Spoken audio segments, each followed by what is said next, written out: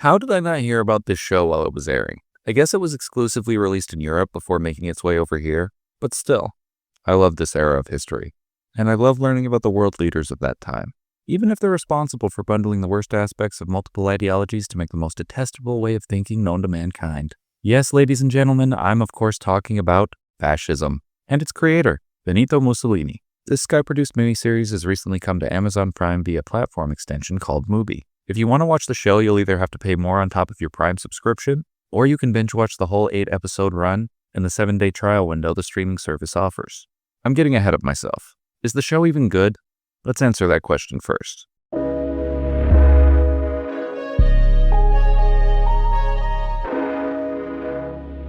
Quella di oggi è una data storica. Oggi nasce il fascismo. Mussolini, Son of the Century, follows post-World War I Benito Mussolini. Along with many other disenfranchised Great War veterans, Mussolini returns to Italy, and they're upset to say the least. Italy was one of the victors of the Great War, but despite this, the nation and its citizens appear to be living in squalor. Of course, this reality leads to resentment towards the current government residing over Italia. So what are the people of this great nation to do? More specifically, what is Benito Mussolini supposed to do? Well, he's got to start a party full of angry young men with the malignant goal of overthrowing the government. What else is a guy supposed to do in these circumstances? Beats me. So the show follows Mussolini's rise to power, which can be expected, but how far into that rise do we go? That's a good question. If the mustache man showed up in this show, would it really still be about Mussolini?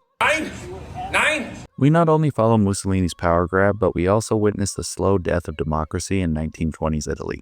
The creators of the show use Luca Marinelli's brilliant portrayal of Mussolini as a double-edged sword. On one side, it highlights Mussolini's stubbornness and arrogance, showing how this unwavering commitment to these traits allow him to seize absolute power. On the other hand, Mussolini serves as a metaphor for fascism itself. The toxic ideology and its perpetrators only flourish when a democratic government fails its people. Like Mussolini, fascism slumps away when challenged by authority. He retreats and plays by the very rules he despises. But if unchecked, fascism infects a once healthy system, spreading its rot because of the same complacency from the democracy that should have defended against it. The show even acknowledges this truth. George Lucas had it wrong. Democracy does not die amongst thunderous applause. It dies in deafening silence.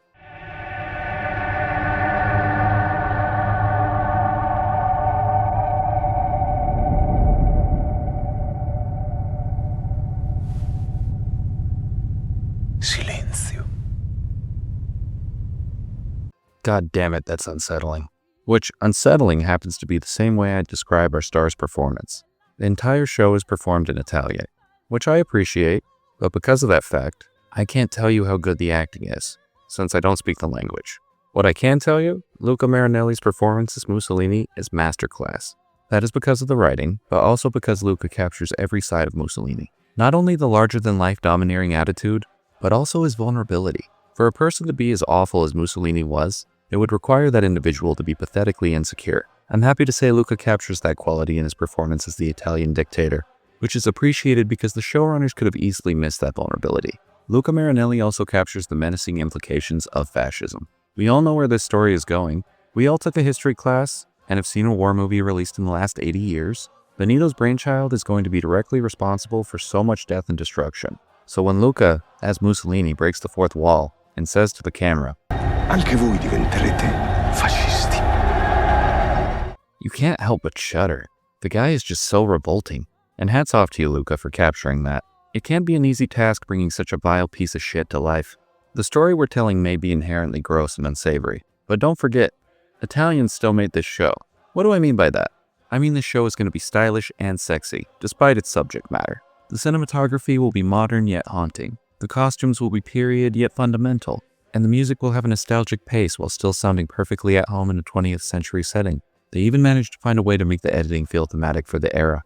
One moment we'll have quick editing of our frames, akin to modern cinema, or we can have a slow circular cut, similar to what can be seen in classics like Steamboat Willie.